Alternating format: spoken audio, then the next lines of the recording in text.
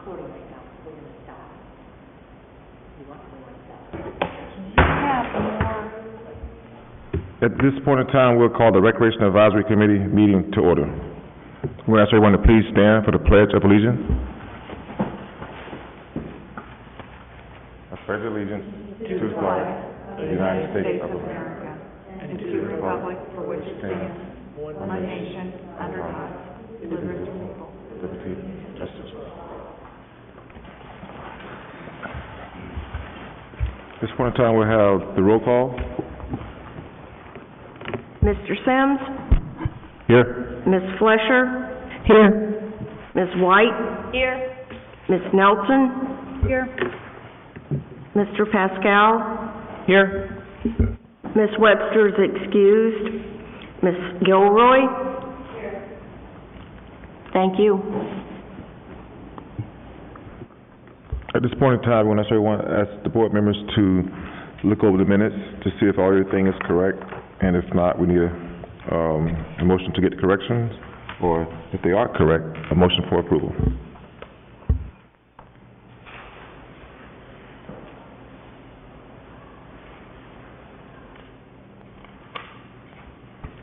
As for the minutes from May 23rd and July 25th, 2016. I'll move to accept the May 23rd minutes. I was not here for the other meeting. Second.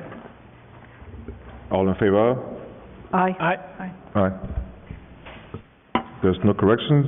The minutes are approved as written. And if there's no corrections, approve the minutes of July 25th.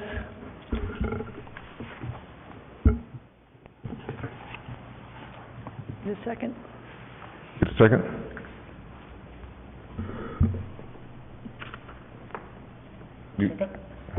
Did you make a motion? Yeah, I made a motion. Okay, so we get a second for July 25th? I wasn't here. Okay. Yeah. I wasn't here either. Corey, would you like the second? Second, yes. If, so, all in favor of? Aye. Aye. So, the minutes are approved as written. Move down. Next item is unfinished business, and so it was no backup material, so we're gonna go and we have a presentation for Friendship Park. Mr. Chairman, at the last meeting, the commission had decided on moving forward with pickleball courts at Friendship Park. After that period, we, the city engineer and myself, engaged Joe Schulke from Schulke, Bill & Stoddard, and one of the consultant engineers that we have with the city, and he came up with a concept, and he is here tonight to explain that to you. I have distributed to you copies that he brought, so I'd like to turn it over to Joe if I could.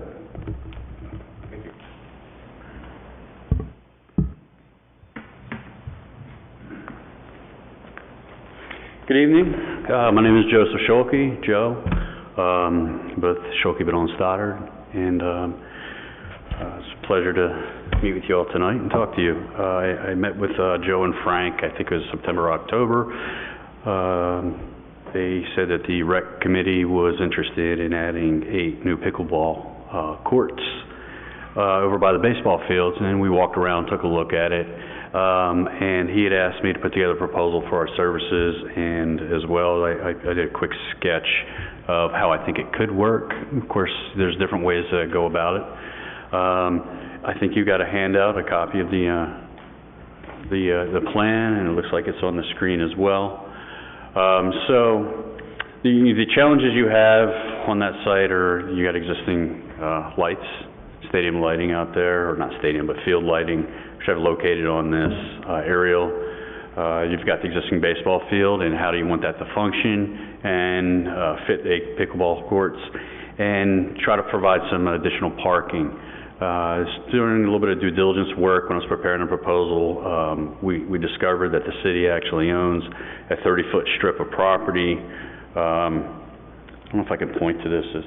No, there's no way to point to that. Is it the yellow? Are you talking about the? Do you guys have an Elmo? Is this an Elmo here? I don't know if that works. It'd be easier for me to point to stuff, but, or maybe the mouse works. Oh, okay, this mouse works, okay. Can you see the Yes, mouse? yes. Okay. So the existing pavement ends right here. When you come down Cross Street, it ends right here.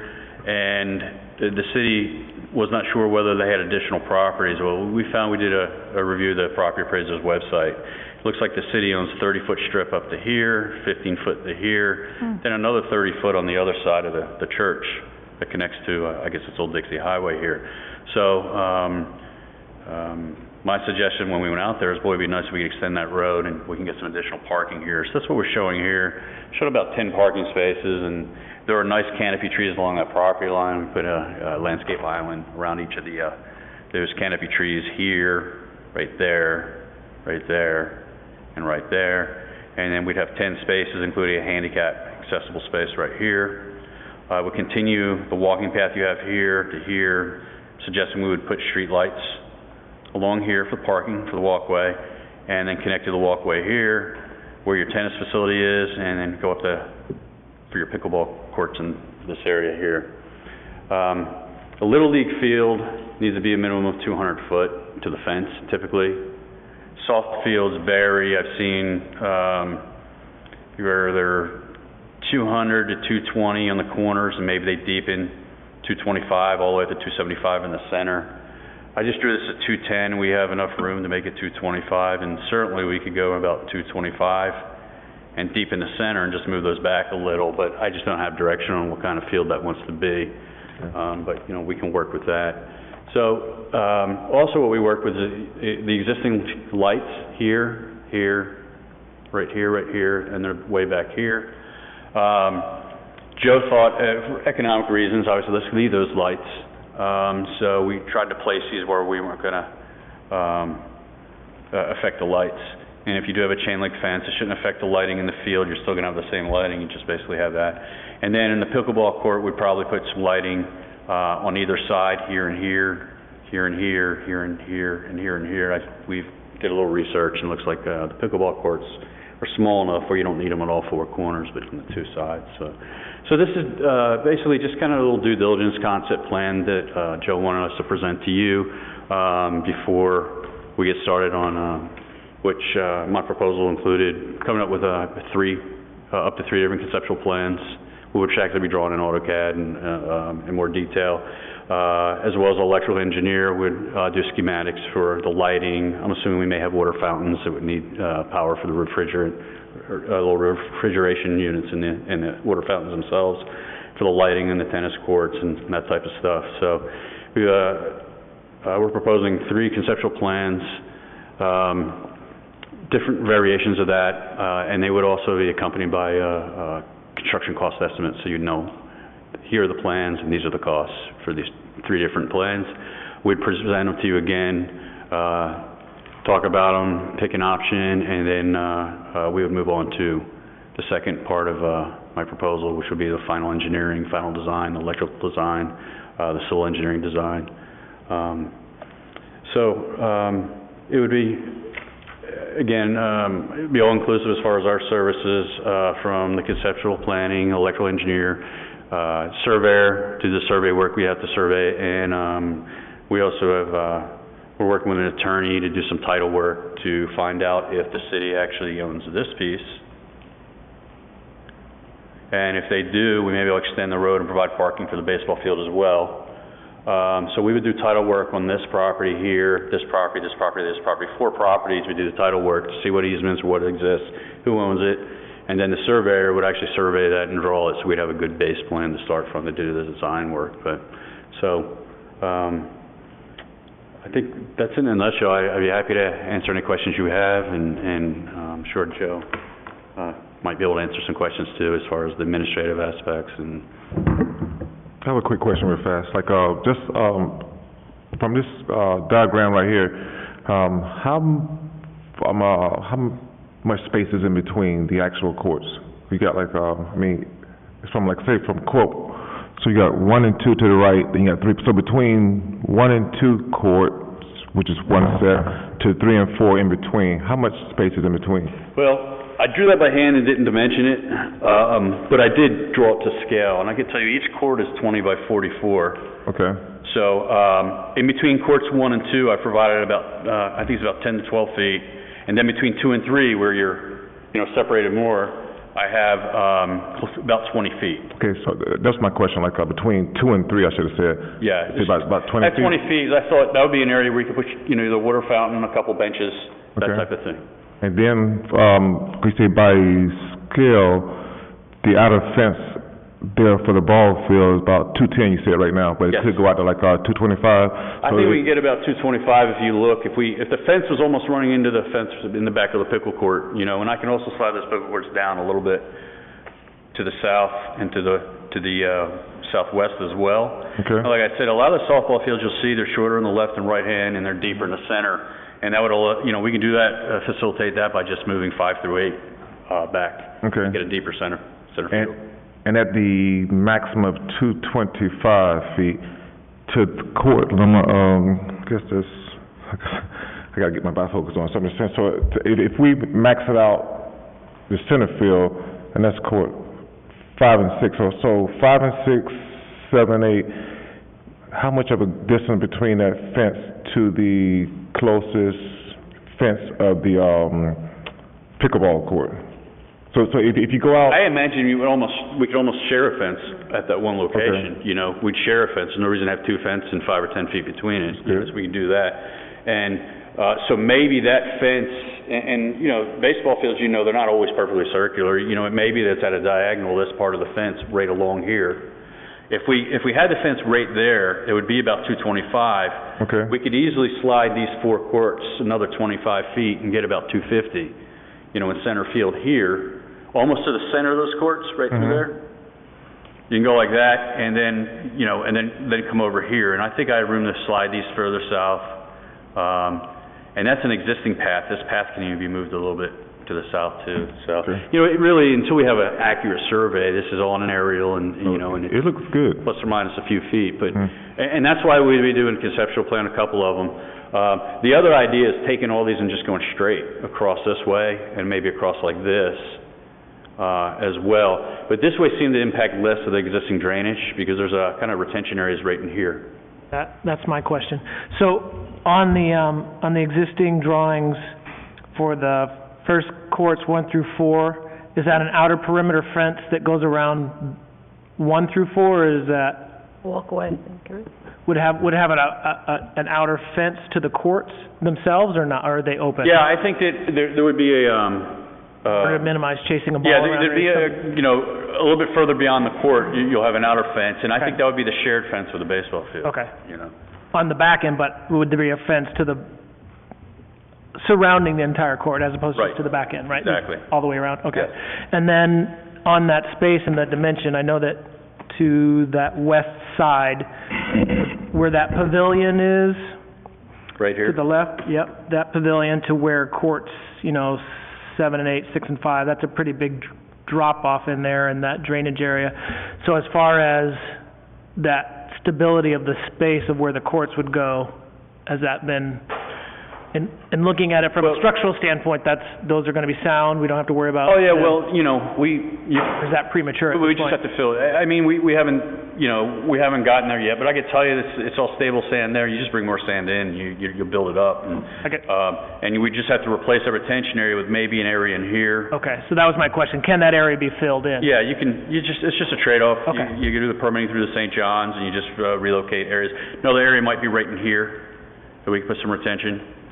And you just do, it's just a trade-off, it's just earthwork, it's moving Right. a little bit of Because I dirt. know in years, I mean, when there's a lot of water, that volleyball court back there goes underwater. It's pretty much ineffective, and that's one of the Well, reasons that that the front volleyball court- court is so much Yeah. utilized, is because, That volleyball court's actually put in a retention area. Right. If you look at the original plans, but these would not. These would be up above. right, We would fill under them, and the retention areas that we need to meet stormwater criteria, I can move into these areas and these areas in here, just to expand it. that's great, that answers my question.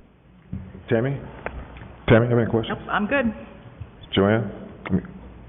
I should say, No, I'm good. Yeah, And I apologize. so what kind of timeline are we looking at if if this looks good to us, then where do we go from here? What happens next then?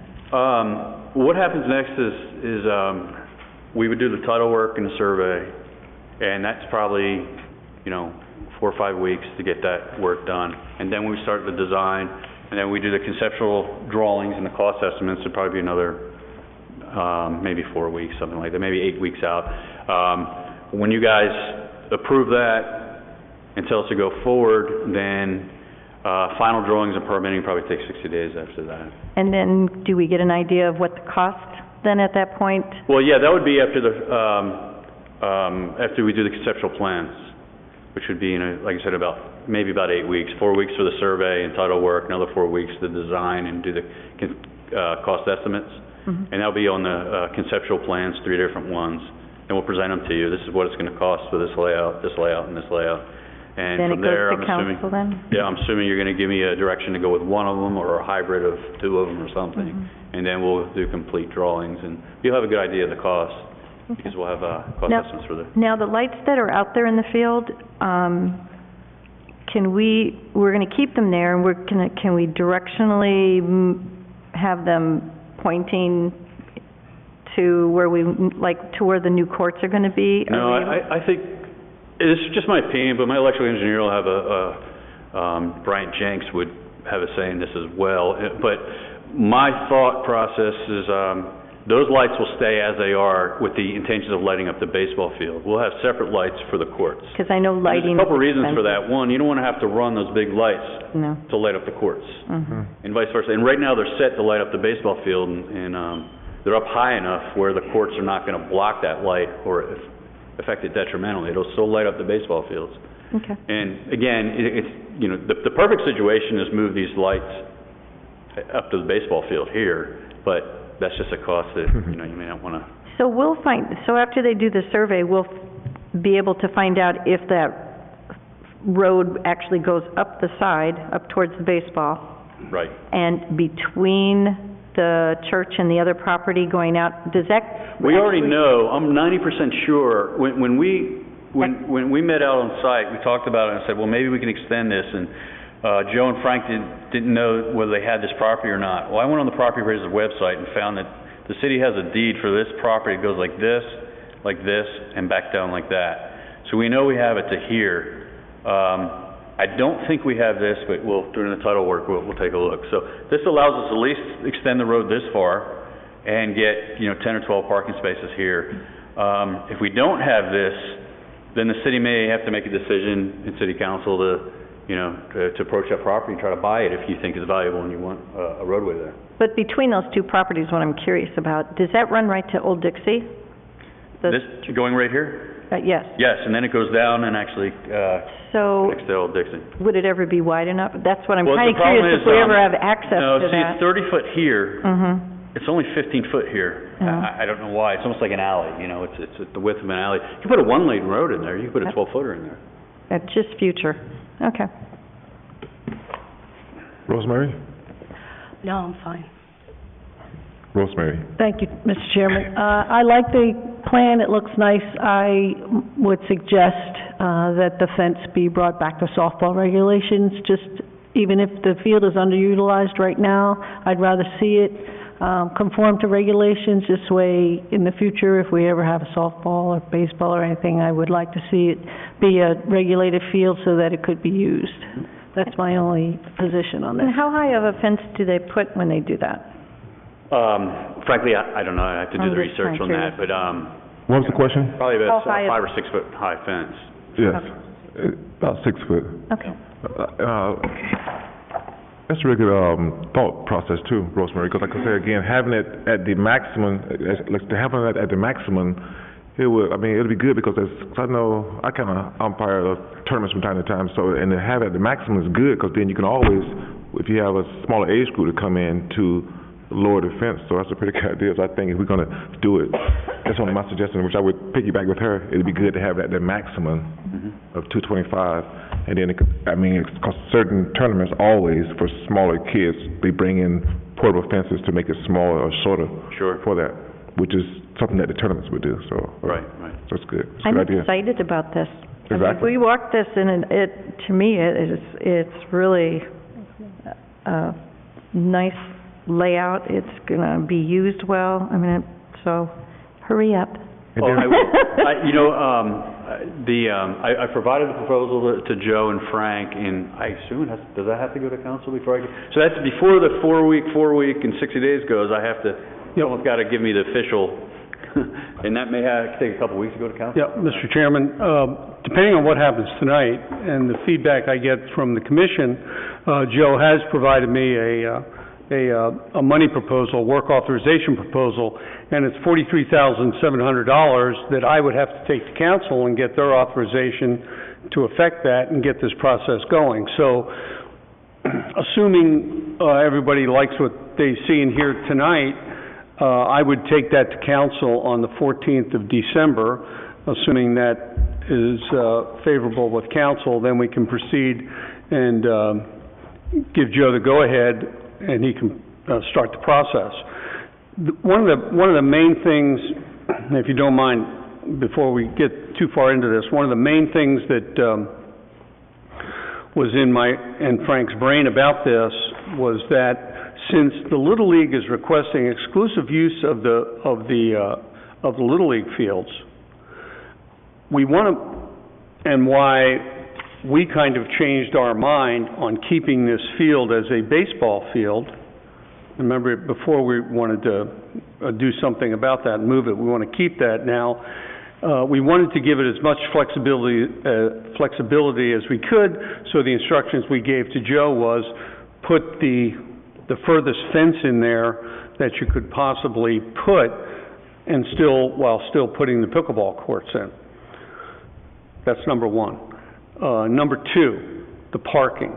Let's say down the road that we have multiple groups on the pickleball courts, and we also have a group that wants to use, it's not the Little League because they have exclusive use over at the sports complex, it's another group that wants to use this field. We have to let them use the field, or we should let them use the field, obviously. Where are they going to park? Depending on the size, there's clearly not enough parking, in my estimation, or physical access to get back to that field. So the only option there is to look at that property to the east. And it might require trying to make a proposal to that property owner. Of course, that could potentially drive the cost up of the project, but there is going to be a parking component that we have to adhere to, engineering-wise and safety-wise and access-wise, emergency vehicles, et cetera, all that other stuff that we have to keep in mind. So those are some of the things that we're all talking about. Thank you. Okay. And then from the time that it goes to council, and then it is approved, and then it comes back to your direction, how much time would it take for it to be completed? For it to what? To be completed? What are 8 weeks plus 60 days is about that much, so.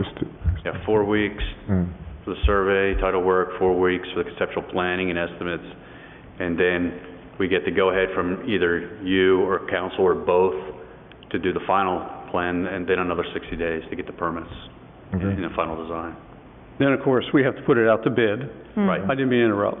Okay, that's fine. Mr. Chairman, we have to put it out to bid, which is a minimum of 30 days. We have to write, the specs will be written, put it in bid form, get it out on the street, minimum of 30 days there. And then, depending on when that's finished, to get it in front of council. And then, what would be your estimate, Joe, of construction time for this? 3 months? Yeah, it shouldn't take more than 60 days. I mean, So you're probably looking, sitting right now, 9 months. Would you say? That's good. 9 months from right now, sitting here tonight. That's great. It'll be ready for the fall of next year. And then, so what is required from us tonight is to be able to vote for approval of this plan right here? Okay. Not of this plan, Mr. Schulke is going to come up with 3 separate plans. Okay. So I guess what I would like from commission tonight is either consensus or a voice vote to go forward with Mr. Schulke, instructions to the city manager to move this forward to council for approval. Okay. So we can get a motion from the board for a motion for going forward? For this particular one, or are any of our ideas taken in consideration? Or What I heard tonight from Mr. Schulke was that, assuming council approves hiring him as a consultant engineer for this project, for the engineering portion, to go forward with some more concepts. Okay. Isn't that Then correct? I'll make that motion. Second. All in favor of? Aye. Aye. Aye. Okay, And thank you. thank you. Thank you, Joe. Jody? And next we have, item B, have citywide Parks and Recreation Master Plan status. It's Mr. Tyndale Oliver. That's the company.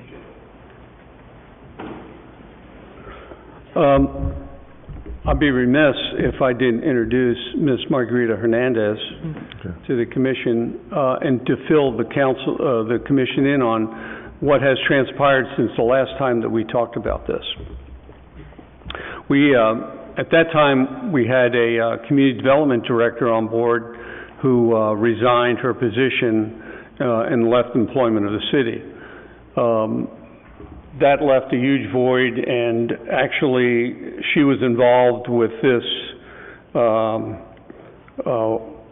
Tyndale Oliver project, and was kind of in the beginning stages of negotiating with them a price. That all, of course, came apart a little bit, and frankly, it's not an excuse, but I was tied up with budget things. Right there at the end of the budget year, we had a lot of things going on. That's about right when she left, in the middle of September. At any rate, there was a period where that department was floundering a little bit. We did elevate Dory Bosworth to a community development manager, but really she's been tied up with planning issues and development issues, commercial developments and things like that. Ms. Hernandez has been working with the city for about 4 to 5 months. She has distinguished herself in a lot of ways. She was hired as a community development coordinator. She's distinguished herself in a lot of ways, and after the community development director left, as city managers have a want to do, moving things around, started giving her additional responsibilities. And she has done an excellent job in that, and after a period of time, we went through a process of announcing for a new job in that department of Parks Administrator. She did very well in the interview, and it was unanimous. I was as part of that committee, and I was part of that, and it was unanimous that she should be elevated to that position. So she is now in that position, handling Parks Administration, all facets of it. She's done an excellent job.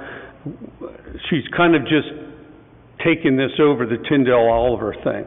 But, matter of fact, when I turn it over to Margarita, so you can introduce yourself, and if you want to talk about the Tyndale Oliver thing and its status, we can go from there. Thank you. Good evening, committee members. It is an honor to be here today. The Tyndale Oliver right now is not yet in negotiations because of Ms. Moore resigning in mid-September. But for now, at least me and the Parks Division, it is my goal to improve the communication flow between the external community, or the Sebastian residents, and the internal departments. Eventually improve the quality of life of our city residents through our Parks Division, and just take pride in our city parks. As far as the Tyndale Oliver, right now, like Mr. Griffin said, it is at a halt because we didn't reach the negotiations yet. They sent us material and quotes, but not yet. We didn't reach the negotiations because of the transitions that Mr. Griffin just went through. So right now, it's still at a halt until further notice, as far as I know. Well, we should inform the commission of what their opening was as far as money goes. And I think we were talking about this in the spring, and the estimate, not that I have a special gift on this, but the estimate, I think, when somebody asked, what do you think this was going to cost, it was $80,000 to $100,000, and they came in at $104,000. So,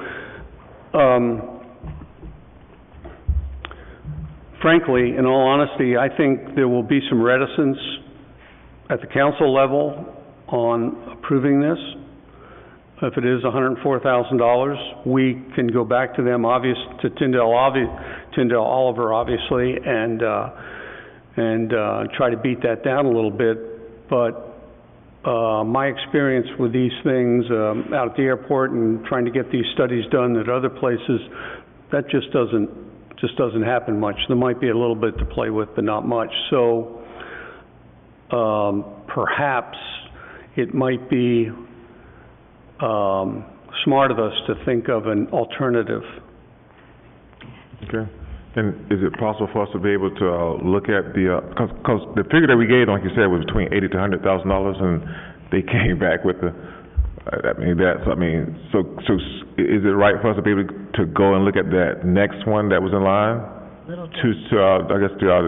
next person who was in second to that group, to be able to go with that one, or?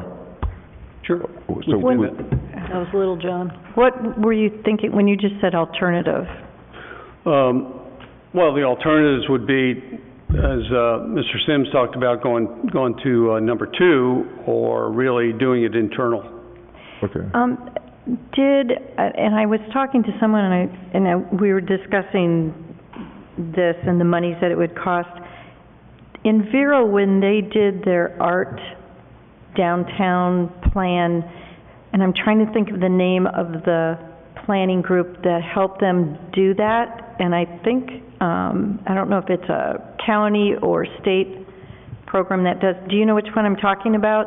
That it was that they were able to do it for a smaller thing. Do you remember what I that? think it was a former councilman talked to me about that, and I think it was the Treasure Coast Regional Planning Council. And had we approached them at all for? I did. I'm on a committee, a SEEDS committee, actually nominated by Mr. Fletcher, and it's a economic development committee. I went down and talked to them about that prior to one of the meetings. They do not do that anymore. Yeah. So that was kind of out. Okay. So going forward, the possibilities could be in-house or going to the next person in line. So from the board tonight, you want us to just give you some ideas or thoughts from that, about that? Well, Are we waiting to hear back from this group on No. what? No, Okay, ma'am. so we already know what their bottom line. What was the last date of communication with Tyndale Oliver, just out of curiosity? 2 weeks ago, wasn't it? 2 weeks? Yes, What? approximately 2 weeks, approximately 2 weeks ago, and we did explain to them the transition that we were going through, so they are aware of, the changes that have happened, but it was about 2 weeks ago. All right. And within that, is there any counteroffer from the city of saying, in trying to offer that up, is that the next step, or are we just saying, based on what they sent back, we're saying, well, I don't think we're going to be able to do this? Well, it's kind of the next step, I guess, for us to give them a counter. Well, do we ask the other groups then? I mean, do we ask the next one that was the second in line for I'd another say I price would- then? Why wouldn't you counter with the first one to see where you go before you start deciding? Yeah. To me, that's kind of like a give-up mentality. Why don't you just negotiate to see where you stand first to see whether that's realistic or not? Sure. Is it the consensus of council, or a consensus of the commission to offer up a counter proposal to them? What we can do is like, Is that? Kareem, so what you want? I have one Okay. question. Was that Little John's there was another company that we interviewed, they did a They presentation. finished second, yes. Can we go back to them, or did they ever? Because I was just reading through my notes from that time period, and, Well, that I was don't know prior if to, any numbers that was there were prior to Margarita's given. time. And, Marissa was handling that. Frankly, I'll have to go back and review her notes. I wasn't here at the time, but, I believe they, matter of fact, that's the time when we were broadcasting that on TV, and you interviewed two companies that night. Correct, we awarded one, Right. which was One. Tyndale Oliver, so if you awarded the person who you felt was to get the contract, then you would negotiate in Then we order were to gonna see go that into the out money, yeah. before you turn around and go to your runner. I mean, to me, at this point, you haven't finished your this isn't a put down, just saying you haven't finished the entire process yet of due diligence to see what you can get out of your awarded contract before you decide to say, I mean, if you go back to number 2 and you haven't finished out with number 1, you could be very well where their first offer from Little John is 160 and you're right back to going back to try to figure out what you're doing number 1. You should finish out 1 before you go somewhere else. I agree. And maybe at the next meeting, then we'll know more. Okay. Ms. Hernandez and myself will just get together and through our best efforts, we'll figure out and with Frank's assistance too, we'll figure out a number and go back there with a counteroffer. Okay. Tammy, with any comments? No, I agree with Greg. Okay. Definitely finish up with round 1 before moving on. Okay. Rosemary? I agree. And my other comment to that is,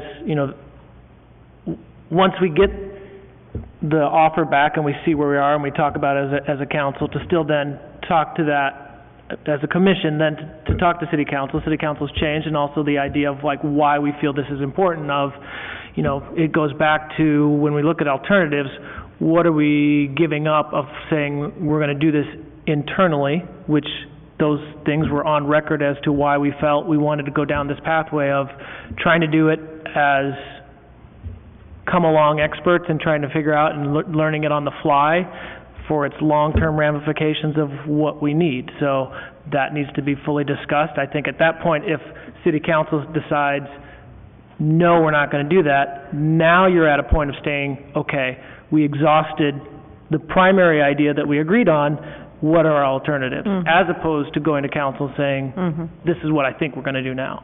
That would be my input.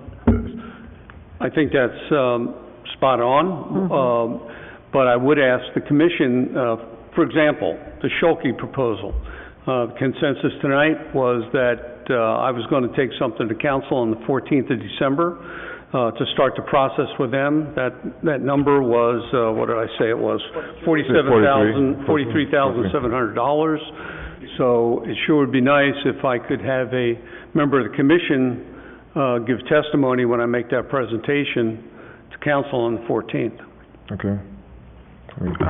I would, the 14th? Yes, sir. I would, just gotta make sure I don't have anything going on, because even if I'm not available, I'm pretty sure I wouldn't mind seeing The it. vice chair can go if he, Okay, because I'll have to check my schedule just to make sure, because I have my schedule here with me, but if I'm not able to attend, if someone, or the vice If chair. you're not able to attend, I will more Okay. than gladly step up. Okay. And I'm in agreement with everything everyone said here about like, giving them a chance to be able to validate, just to make sure that they understand, because I know that going in, we gave them a figure of what we was working with, and then when it came back hard coming to the group, it was just, $4,000 over, which still shouldn't be there, because you gave them a ballpark figure of what to the low end and where the high end to be at, and for them to come over that, it seemed like that wasn't due diligence to the city all by itself, because the city is pretty firm about what they was looking for. So I look at it from that standpoint, they knew going in what the figures were going to be, lower and higher. So, but again, make a long story short, I'm in agreement with everyone, but I just thought that being a professional entity, they should know when you're given some figures, you can't go over. So, but. so do we need to make a motion for that, or we're just, I don't think so. That's Okay. just consensus, and I think I have it. Consensus. okay. I just had to put my input about that, because I know being a professional entity, you got some numbers to work with, higher end, and you go over, so. But thank you for that. And then, Well, if I could comment, if you don't mind, Mr. Chairman, you know, we run into this all the time. mhm. This is a public, all this is public record. So, and I think actually we were televising Yes. these meetings Okay. prior to last spring, I guess it was. Can't remember. So it would, or somebody could just get the minutes and read, so they know what we've talked about. Yes. Right.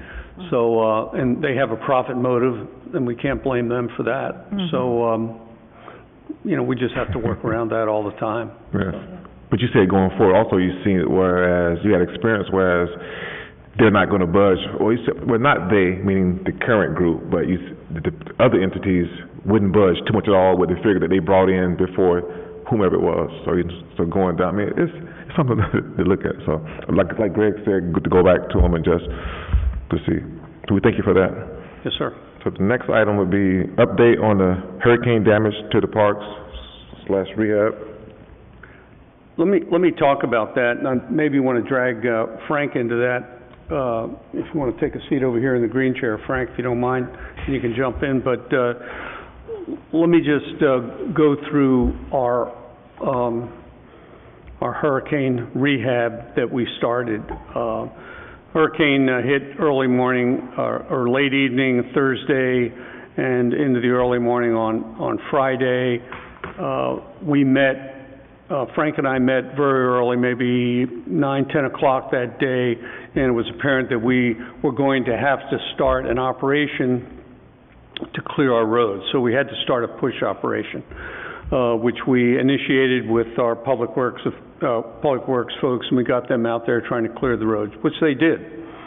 And then we had a management team meeting on that Saturday morning, and Frank and I got in discussion about, since people were starting to get their debris out on the roadside, we wanted to make sure we got ahead of the game here, and we're able to clear the parks, and start clearing residents' home sites.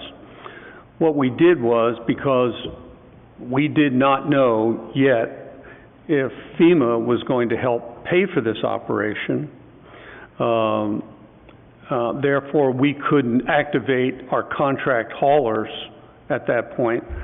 I made the decision actually with Frank's acquiescence to engage a company that we had working right at that time on Cavcor and Barber Street construction, along with, to be supplemented by our public works folks. So we had 2 crews from Tim Rose Construction who were working on, pulled them off of Cavcor, pulled them off of Barber Street, and 2 crews from our public works, and we had them out there starting to clear away debris.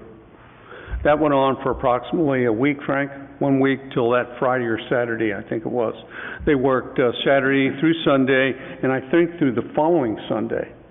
And we were still on daylight savings, if you remember, so it was 7 to 7 to the following Sunday.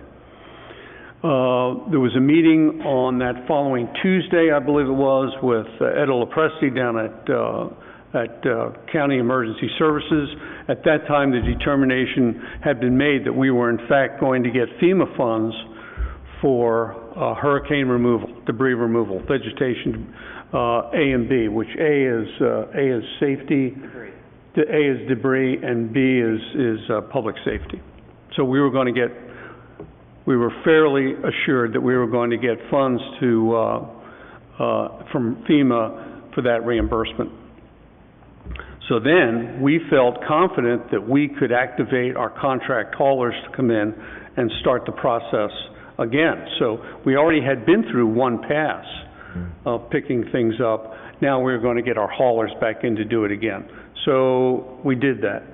Frank made the necessary calls, and we had our contract haulers come in, and they had those big tandem trucks with a picker in the middle, and they would go around the neighborhoods. As luck would have it, after about 3 or 4 days, they had some equipment breakdowns. So, and also with regard to the parks, we had Amaron who was working on the parks along with our parks employees, correct? So I think we had our parks cleared out pretty quick, except for Hardy Park. We engaged a tree trimming company to trim the trees and at Hardy because we had some hangers there from the storm to get that done. Debris was out there on Barber Street for a fairly long period of time. But anyway, we had these breakdowns with our contract haulers, so it became apparent to us if we were going to do this within a 6-month period, we were going to have to re-engage Tim Rose Construction, get him back out there with his 2 crews and our public works crews to augment what the contract haulers were doing, which is exactly what we did. And that process was completed last Friday about 2 o'clock in the afternoon. So all of that was finished. How much did we collect? We collected approximately 32,000 cubic yards of material. We had 2 debris sites, one on the west side of the airport, one on the east side of the airport, and the one on the west side of the airport right now, today, a big tub mulching piece of equipment, they started their operation. So all that debris over there is being mulched up, converted into dust, hopefully. That's going on. The other mulching operation, which will be for the east side dump site, will commence in January, early January. So that's kind of the update on where we were from that. We fully anticipate to get FEMA reimbursement for that, assuming we can get all the paperwork in, all the tickets reviewed and approved, and we're going to have this big meeting tomorrow on this. Assuming all that will go according to Hoyle, we should get 80% reimbursement for the money that we have expended. Frank, what do you think the expenditures are so far? And Joe, you are currently correct. Under the FEMA process for emergency management and debris clearing, the first 70 hours after a hurricane, which we call sometimes a push or pass, cities are allowed to use their force accounts and equipment. Typically what happens is your local staff are doing local stuff, so you don't have that manpower to do the first push. Use the force account to bring in, if you have a current contractor already on contract doing work for you, so the equipment's sitting there. In this situation, Tim Rose was here, his dump trucks and his loaders were sitting right in the city. It was easy for him to mobilize that equipment, and with that force account, we implement that process. To answer that question, we're looking about, for the debris removal, under the Tim Rose, we're probably going to spend about $60,000 to $80,000 for both processes. Under the FEMA contract, they're paid per cubic yards. We're going to spend about another $180,000. So you're looking at some large numbers because FEMA, I hate to say it's under the federal umbrella, they have all these layers of federal requirements, so that price keeps going up. That's just for the debris removal. We also have some tree trimming operations under the FEMA debris removal process. We went and did a first clearing of all trees and hangers that have potentially could be hazardous on the roadway, so we cleared all those as well. So we had about some 1,500 hangers that we had to chop and clear, and in that process we cleared some of the lower hanging trees. We did that as well. In the nutshell, at the end of the debris process, we're looking at probably close to like $500,000. Wow. One of the things that, looking at the Parks and Recreation side of things, the 4 piers that we have, the one at Krabby Bill's, the one at Fisherman's Landing Sebastian, the one at Main Street, and the one at the Yacht Club, they were all damaged, pretty bad. One at Krabby Bill's is completely destroyed. There's nothing left there. A note would be the one at Fisherman's Landing Sebastian. That's especially critical because, as you know, we completed that new fish house project last late winter, early spring. Now the dock is destroyed. As part of that project, the fish house project, we had to install a fire protection. So there was all this dry standpipe out there, fire protection, where we have to watch out for that installation, and it's going to require Army Corps permits and things like this. So talking about that real quick, as a matter of fact, today Frank had a pre-bid on a project to rebuild those 4 docks. I think we worked fairly quickly to get the Main Street dock open. And that was a huge effort by our Public Works folks to get that open, and to get that, at least we have one of our boat ramps open. The Yacht Club dock. The Yacht Club dock was hit particularly hard, especially the disabled ramp on the north side of that boat ramp. We have gone and had a engineering assessment of all the docks by MBV Engineering from Vero Beach, just to make sure the safety and security of those docks, and just to start the process of the bidding and what's safe, can we open these things up or not. It was determined we could open up the Main Street dock, which we did some clearing, and we did that. The Yacht Club dock, the finger pier on the south side of the Yacht Club boat ramp is secure, except for the last about 5 to 8 feet, is that correct? That those pilings have raised up 18 inches. So we are now going to try to get that opened up, hopefully by Friday, maybe into the weekend. That's all determined indirectly by the CAVCOR project. CAVCOR project, fortunately, we are able to get that opened in a temporary sense for the clam bake project. And all this, the sequence of events here happened all at once: Hurricane Matthew, clam bake, CAVCOR construction, all these things kind of happened at once. I really think our engineering department with Frank and our public works folks did an amazing job in making sure that we had that parking lot open for the clam bake. But there are a few issues yet to be done with CAVCOR, and that is another layer of asphalt, which is going to be put down right on the northern side of that, just one lift, and then has to be striped. And also there is a D-curb, a concrete D-curb that's going around the perimeter of the interior perimeter of CAVCOR. So we anticipate having all that done within the next week or so. But the report is, with regard to the parks, I think very minimal damage. I think that our Parks Department had, especially our main parks opened up fairly quickly after the storm. And one other thing, the parks personnel, the public works personnel, they were really in charge. Well, Frank was in charge of this operation, but their participation was really fantastic. They had to do a lot of this monitoring of the haulers and the pickup of the debris and things like that. Been working fully, sometimes 12 hours a day on this, getting the city cleared, so they really deserve a lot of credit. Going back, what are we looking at costs then for these piers? To answer your question, I want to apologize first. When I gave that number for the $500,000, that number included both the debris removal and the pier. My engineer's estimate right now is about $250,000 for the debris stuff and $250,000 for the piers. I think my estimate is going to be quite low. Based on some additional engineering I've done and talked to other engineers, and the bid meeting I had today with the contractors, I think that number is going to go way high up. A lot of it's because of the regulatory requirements, and if the piers are more damaged than what I have with the early estimates regarding the piles and stuff, it may go up. It may go up to maybe $500,000 for the whole pier reconstruction. So now we're looking at $750,000 from FEMA.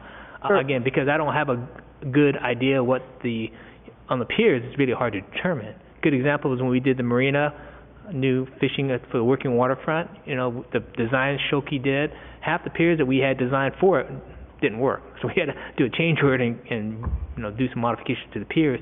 That's what happens when you have marine type of projects, because you don't know what's under there. Until we start going in and looking what's under there, there could be some high cost. But right now, my engineer's estimate that we're going to be submitting tomorrow to FEMA is about $500,000 for the debris, $250,000 for the debris, and $250,000 for the pier damages. But that may escalate based on additional information we get. But now, is that FEMA helps with the piers and the FEMA will pay for Category A, which would be all debris removal, Category B for any additional costs that the police department had for additional, let's say, shifts working, vehicles being used by the police department, so there'll be some numbers there. And then Category G, which is on recreational facilities like parks and piers and beaches, they will pay up to 80% of that cost. So once we get a better idea, as a project now, the first phase, A and B, is more operational costs, but the project is going to be a project. That's what we're currently in the bidding process to do it the correct way. Bid it out as a federal, this will be a federally funded project, so we have to go through the federal requirements. You have to make sure you have all those issues, and we're going to extend the bid process because now we have to add those federal requirements, get a contractor on board that meets all the federal requirements, and then move forward with that contract to get it rebuilt. The issue is we're just going to rebuild those piers. Any modifications to those piers beyond what we have will jeopardize our Army Corps permitting process. So does the rest of the cost to the city come from Parks and Rec for the piers? No. I'm not going to recommend that. That'll be out of general fund. Okay. That's what I'm going to be recommending to council. But with regard to the rest of the parks, I think we did very, very well. We're very lucky. We're blessed. And but I can't overemphasize how quickly things were cleared up. Riverview Park, I mean, it was just. Well, Easy Street Park, I looked out the front yard and the park had branches and leaves. I mean, it was just all over. And a few days later, it was gone. You guys had a truck there, they had a crew, they worked, it was hot out, and they were gone in the afternoon. So they worked really hard. I was impressed. They did an amazing job. Yeah. They really did. Did we have any damages to any other, like buildings, roofs, anything like that? You know, it was minimal. You know, we had a number of things going on.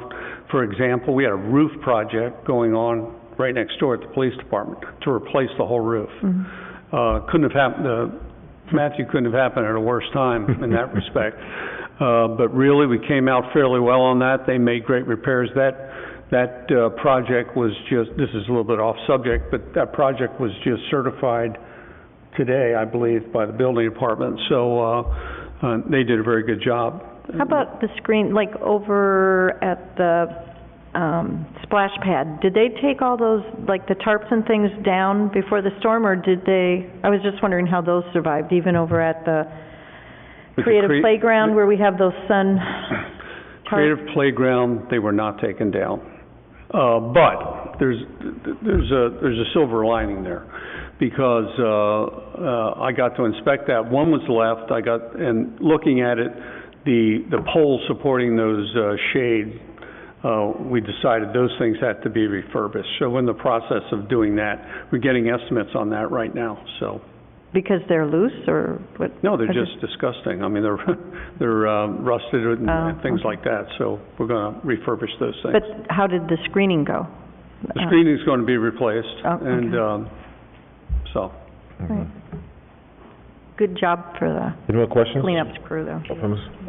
Again, I can just say it was a spectacular job that the city crew work members did, because I mean at one point in time, shortly thereafter, we saw debris was kind of everywhere from all aspects, and like Joanne said, you look around, it was all gone. So I mean, it probably was a few unhappy individuals about X, Y, Z, but I thought you guys did a great job as a whole too, because especially to see how much stuff that was there, and then after a period of time, it was gone. Well, Frank really deserves a lot of credit for this. Yeah. He was literally out there in the trenches with a lot of other folks, and day and night working it. And so thank you very much, Frank. You did a fabulous job.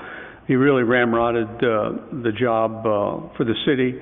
And our city employees deserve a lot of credit. I can't say that enough. They really did. They were out there very dedicated to the person. And I really appreciate the work they did. Yeah. And thank you, because I mean, we know that's what it takes too. The individuals that really care about the city, no matter how big or small the city is, and you have to have the workers that really care about it, and it showed big time too. So, all right. Thank you. So if now we have new business, and it's item A is donation and relocation of Friendship Park and Special Needs Playground. The issue here is that we are in the process, and it has been in our capital improvement program for a year and a half now, to build a new police evidence building over on the police campus. What would be in the way, so to speak, is the disabled playground, which is to the north of the police department. So we're going to have to move that. So on inspection with Frank, really, it's, I'm not going to say it's unserviceable, but best way I can put it is it's not up to our standard, I don't think, to keep that. And we were approached by a church to make a donation. So at last Wednesday's council meeting, the city attorney introduced a resolution authorizing us to make that donation of the swing set and also the playground equipment to the United Church. So that's up here for your review. I think one of the things that should be under discussion would be replacement of that disabled playground. I have a couple suggestions, if you don't mind, and it's on the Friendship Park campus, so to speak. And one of the things that we talked about, Public Works Director, myself, and also our city engineer, was the area over by the, just to the east of the shuffleboard courts. There's some sort of court there, and I don't know what that thing's called. Can you show that on the map? Do you still have that map up there? On The bocce ball court in between the Yep. horseshoe. Bocce ball. Can you show that on In disrepair. there? Good spot. Yes. These are the shuffleboard courts right here. Does everybody see that? Does that show up on your? Yes. And whatever these things are. Bocce and then horseshoe. Yes. The reports I have is that since they have been built, they've never been used. So, and they're in a terrible state of repair right now. And I think that if we go ahead and do something about that and use this area for the disabled playground, there's sufficient parking, there's disabled parking right here, right in this area, and that would work as far as location. Another thing, another area that we talked about was over here at this volleyball court. And the reports I have are that that volleyball court has never been used. And Mr. Schulke was talking about this being a retention area, just as the volleyball court down at the park is in actuality a retention area. I'd like to do something about this. It's unsightly, So, You mean take out the court, or it's just netting, isn't it? And no, it's a court. there's netting, it's in bad disrepair. I had the netting taken down. The poles are still there, and there's a lot of grass growing through the sand and things like that, but... what else would, it has to stay retention though. Well, it's gonna stay retention, but I'd think rather since not, the I'd rather court- take the poles out and just not let it look so unkempt. Right. Yeah. Okay. Okay. They have been, I mean, people have used them, but now that we have the ones at the Riverview, that's the place to go, and they are much more used at Riverview Park versus here. But to say that they were never used, I'm not disagreeing, but I mean, people played there. But it is true that with them being at Riverview, more people go there. Same with the bocce, there's been people, and horseshoe, I've witnessed people doing both, whether you're gonna, from public input, by saying they've never been used, just to, to get somebody saying, well, I've gone there, done whatever. I think you get much better use out of using that space for the handicap playground. But Yep. The location is just so you don't really get that good, one yeah. call saying, Yeah. I used it. I played bocce there, but I won't be sad to see it. Did you really? Yeah. I played bocce. 35 years ago, right?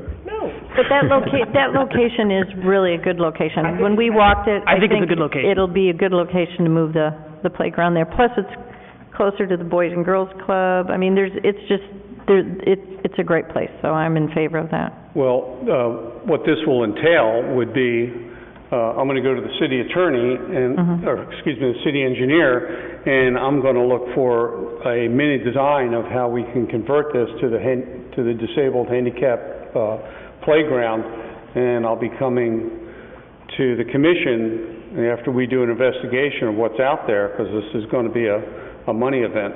So this diagram, this picture that we have here, is this like an idea of a piece of playground equipment? And then was there a swing set also that you were considering? There is a swing set Okay. over there now, but But a new one would go up then? you know, let me turn, I'll get with the city engineer, and really, because I'm not sure of space constraints and things like that over Well, here. but just the idea, I don't know if it really matters to us, like how big the courts or, yeah, I don't know. I think I'm okay with you guys deciding how you want to lay it out. I was just wondering if we were doing two pieces of equipment, if we can get it in there, and what kind of flooring do we do? Because the last one was it was like a cemented, secured to the ground pad. Do we still have to do that for a new one? I don't know. Oh. What do you think, Frank? There are new options. To answer your first question, these are kit playgrounds, and what we're looking at is once we decide what components we want, we just got to make sure we have the space and meets the ADA requirements for the slope, and then make sure there's setbacks because they do swing around, so you have to make sure all the ADA and the safety requirements are met, and then we make sure we design it per the requirements. So that's the first question. The second question regarding the matting material, there are newer types of matting materials that are a lot better and a little bit more usable. I think what we put out there at the time was okay, but very expensive. The problem is when you have to take it out, like the city manager was talking about, you have to recertify that, and that certification no one wants to do anymore. And that's the reason why it's really not that smart to put a lot of money into the matting when you know in the future if you somehow have to replace it or have to do some improvements, you can't get it certified. And so you're just shooting yourself in the foot when you build something of that magnitude and pay a lot of cost, and you know in the future you have to maintain it and do some improvements, you can't get it recertified. So that's the problem we had with this situation. So that's the reason why they decided to say, just get rid of it. And because this is a new equipment, this would come out of our Parks and Rec fund Yes, ma'am. then too, okay. The other question is this then to still keep the other structure that's already there? Play structure that's No. that's taking that out, so in saying removing the bocce ball court and the horseshoe, Yeah. that's also removing the other play set, the current play set that's to the left of the shuffleboard. No. That would stay. That's my question, you're gonna keep Yeah, that? keep that. So my only other question is, in looking at the new equipment, so now you've got play area to the far left, shuffleboard, and now a play area to the right. Is there, in looking at the dimensions of potentially of what you're getting, consider maybe incorporating that area all to the left of the shuffleboard, making it one continuous play area so that it's not like a separation of handicap here and non-handicap play area here, whereas it could be kind of a play area and you're there whether you're handicapped or not. Yeah, That would good be my idea. one other, Well- if there's room depending on what you were looking at, but you could, maybe utilize some of that space that's behind there and to the right of the park in between the shuffleboard court. Well, this is kind of sensitive, but our thinking was that there should be that separation. I think so too. We wouldn't, I don't want to, I understand. I mean, it would, To me, it makes sense. There's other ways, there's two different ways to go. To help the city manager, under the ADA, those facilities have to be somehow separated out. Yes. You cannot combine the two because the problem is if you have a child that somehow gets confused or a parent that gets confused, there's no markings on these playgrounds, and all of a sudden a disabled person uses one of the non-disabled, they have an issue. That's why you keep them separated. Okay. That's the answer, thanks. And then like bringing in the, whatever equipment it's gonna be, is it, I guess, with the hibachi court and the other court, Horseshoe. is it gonna be enough room for whatever equipment is gonna be brought forth? that's why I'm going to turn this over to our city engineer. Okay. And just the walk around that we've done a couple times over there, as I say, the handicapped disabled parking is right here. So it would seem the better access would be there. But please, if, y'all, please, take a walk over there and study it. To me, there's enough room there, but, I'm gonna turn that over to Frank once we get this going. And we'll make the right choice as far as what's gonna fit there. We're not gonna oversize things, that's for sure. And which church, say Sebastian United Church is gonna get the, United Church of Christ They'll get on, the playground 512. equipment okay, out there. Now, the understanding with that is that, they will remove that and they will take full responsibility and indemnify the city on anything because, good, that's there's great. parts of that playground equipment that aren't in the greatest shape. So they might have to refurbish it or powder coat it or whatever they're going to have to do. And, that's part of the agreement. My responsibility right now to them through a phone call is to try to find a contractor who will move that. So this was just the first step in the process of getting that through council and get it declared surplus so we could donate it to them. Now, I have to follow through on some things and So by the next meeting, you'll come back to us with an idea of this is what we're looking at in size, maybe some ideas on cost by then? pretty close. Okay. I mean, we'll have a concept, I Okay, I think this will be all right, thank you. And we'll get Margarita to start looking at some playground equipment and costs and things like that. All right. And this item did not need a vote or wasn't required a vote at all, just, So this is informational, okay, so, Thank you. okay. thank you. Next item's gonna be public input. Anyone? I guess no one else will take, that's going. So, staff matters? Frank, do you have anything? Margarita, do you have anything? Okay. Board or committee members matters? We'll start with, Corinne, Corinne? do you have anything? I always do. It's your time. First, the lights on Easy Street Park, I don't know if you've gotten any calls, and unless something happened in the last 2 days, it seems like they're not lit on the west side, which would be not the Easy Street, what is that, Park? Pine, the one that runs behind there. And it seems like that whole street on that side, the lights are not on. And there is one light that the top is completely off of it, the covering. I'm thinking it might be more by the playground, but, so anyway, that was one. And somewhere in our notes back here, I think it was when, the other lady was here working with Riverside Park, she was gonna do a check on the trees and getting them trimmed and the health of the trees. Did anything ever happen with that? They did. Did they do all that? They trimmed them. Okay. Okay. You actually did a very good job, I think. All right. The Christmas tree, I had someone mention this to me, and I actually went over there today and looked at the Christmas tree in the park, and their concern was if kids getting underneath the skirting. And actually, when I went over there, there was kind of an interesting person walking around, and I've never looked underneath there, and I did, and there is room underneath there to hide. And actually, the paneling, when I went to see, the paneling came up in my hand. They come in pieces like this. Can they be secured, maybe the ties, the plastic ties, just to keep them together so they don't come apart, because they can be moved, and I was just surprised. Anyway, I'll look into that. yeah, I think it just would take those cords to secure them all the way around the bottom. And then didn't we used to have some benches around there? Okay. If we maybe because we're going to have the parade there, and we're going to have a bunch of people down that way, so if we have benches. Did they get removed? Were they heavy benches, or were they portable? What did we used to have there? Prior to Marissa coming on board, when Chris was here, we did remove we had some like the plastic benches that are out there, and we were trying to keep things more uniform. Remember, Joe?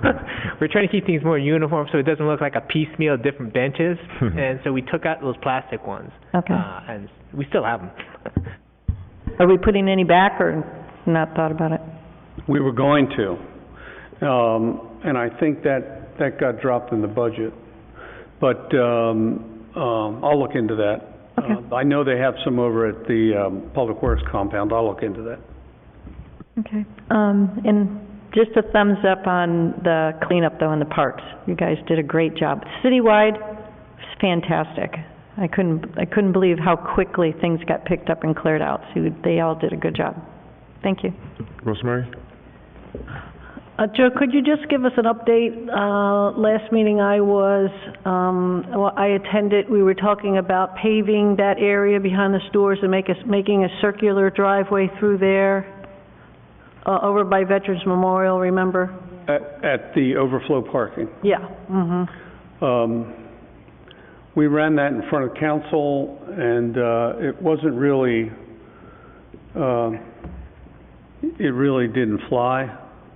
Now, what I want to do, because I want to do something at the kayak launch, a more permanent thing at the kayak launch, and the overflow parking, which we dubbed the McPartland Oval, that really didn't, it wasn't met with a lot of enthusiasm, and I think I had talked to a couple council members in private about moving that under the budget, and What was it that you wanted to have it as a secure permanent launch there, or?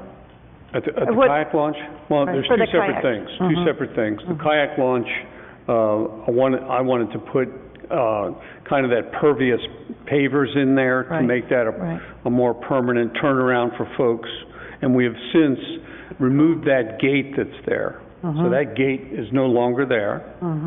We have moved that gate over to, in the park area, where that little driveway is near the, near the pavilion, the east pavilion, to prevent folks from driving in there, because that's a big no-no now, vehicles in the park, as everybody knows. So that should have been moved over there, I'm pretty sure it is. But that gate is gone. So I would like a more permanent way of folks just not driving on the grass to perhaps these pervious pavers over there in that kayak launch. So that was one proposal. Number two was the overflow parking south of the splash pad and we introduced Frank's design for an oval there, a one-way oval that would, we thought, be a good way to make things more uniform there and safer instead of a free-for-all that normally happens during clam bake and everything else, and also would be able to grade it to where we could get a sheet flow out towards the river. That wasn't met with a lot of enthusiasm, so it's kind of on hold. I still think it's a good idea. I still think it would be a way of some of these, just as an example, not my wish, but as an example, the craft club. Right. They could go in there and park a lot easier, work out of their vehicles like they ever want to do, and it wouldn't be driving in the park, but that wasn't. So it was brought up as a suggestion, and was the art club that said, no, they don't want to, or is it the council? The art club definitely didn't want to. And then the council be over agreed there. with that? And even the craft club, they didn't want to do that. They didn't want to be over there. Because, Well, I mean, being in the park is you know, under the Right. trees and everything, Yeah. it's very nice. So- but they're able though to haul their stuff into the park? They're not pulling in like they did before then?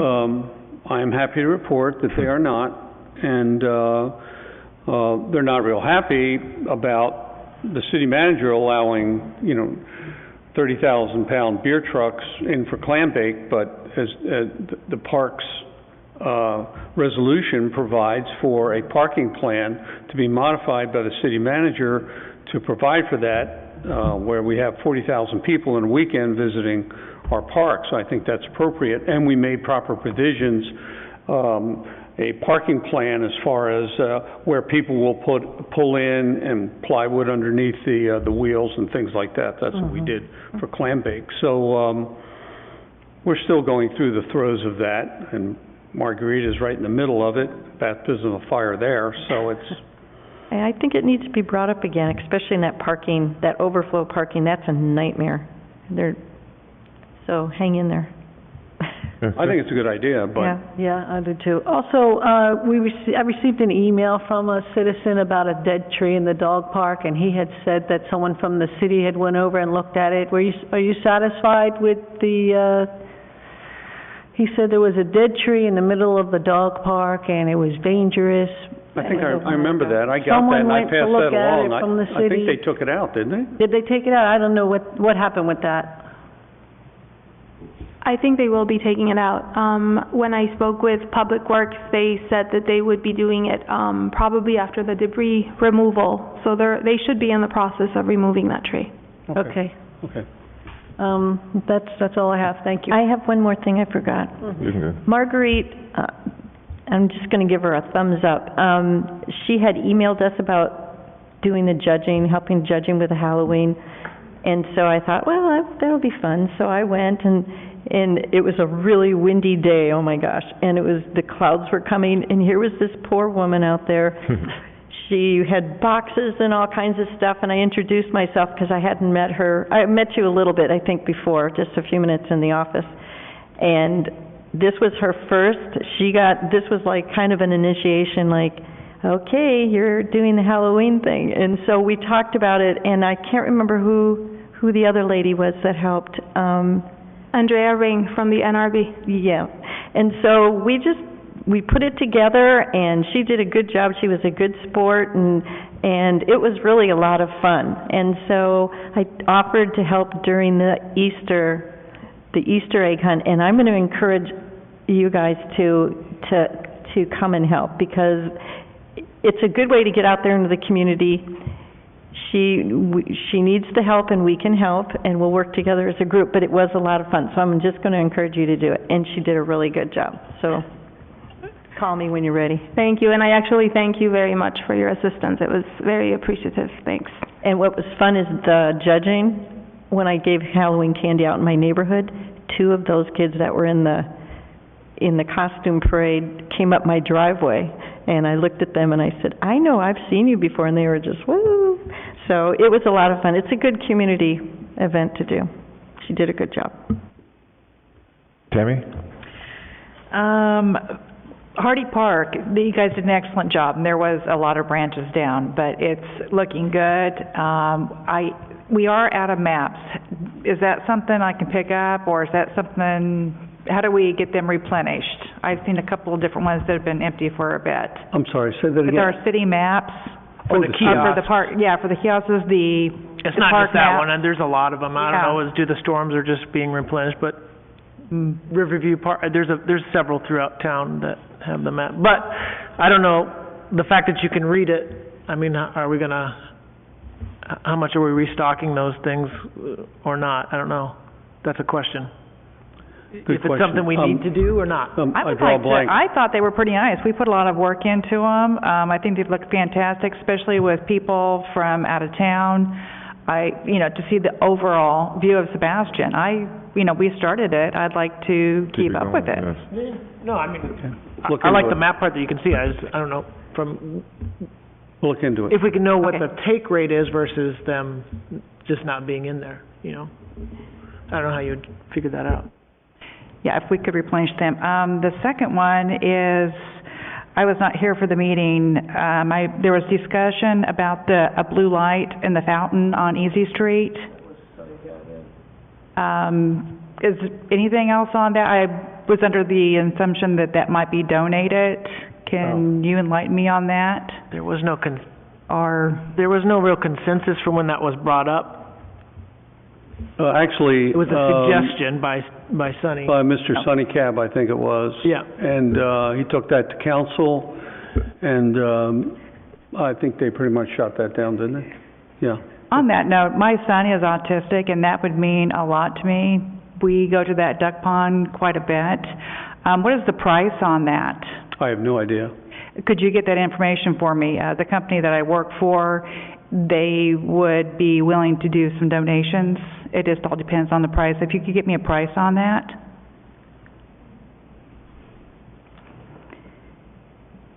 I'll get on that.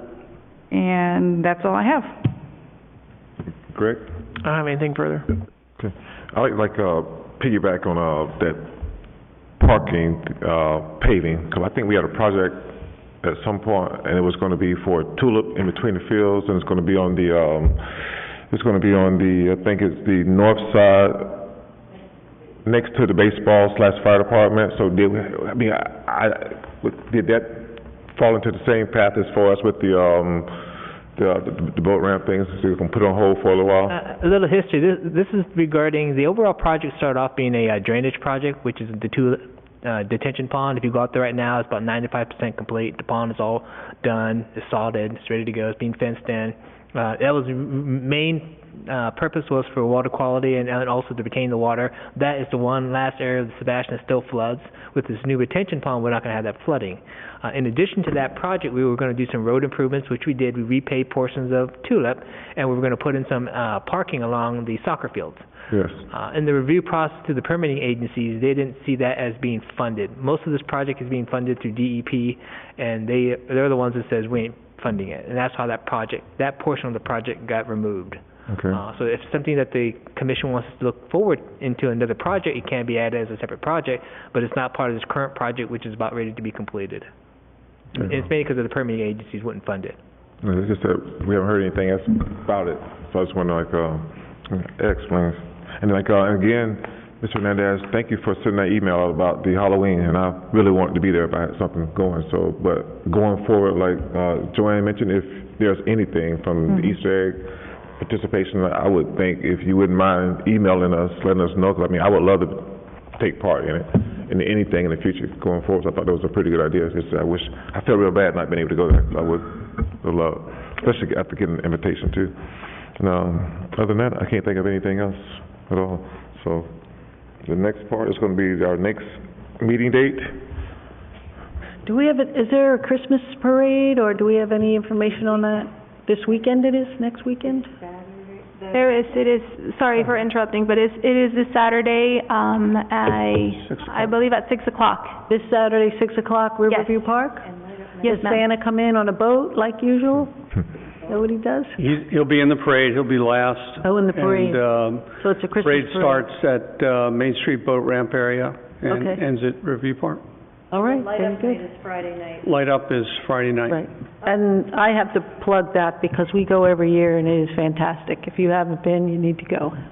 And I'll throw out something too, Light Up Night, I think we've talked about it before, because the amount of people that are walking on US 1, Main Street, and those crossover streets, I don't know if the police department, getting volunteer police to at least have lights going so people slow down, because it's really dangerous. And this happens every year. People are walking with strollers across, they're trying to get across, but you have people that are really going pretty quick. And even on Main Street, Yes.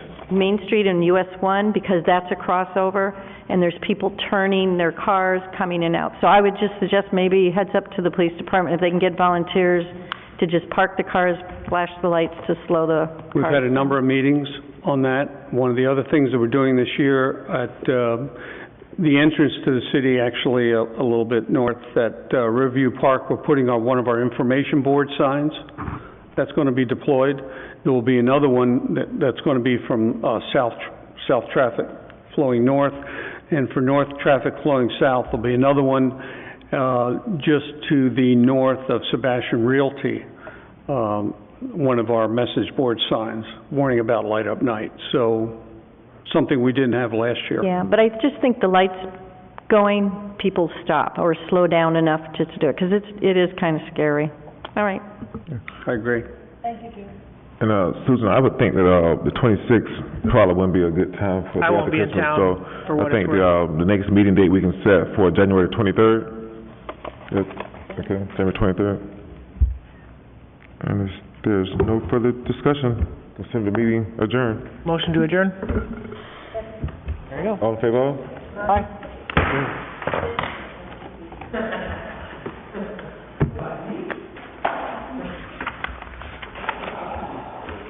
What'd you say, January what? 23rd.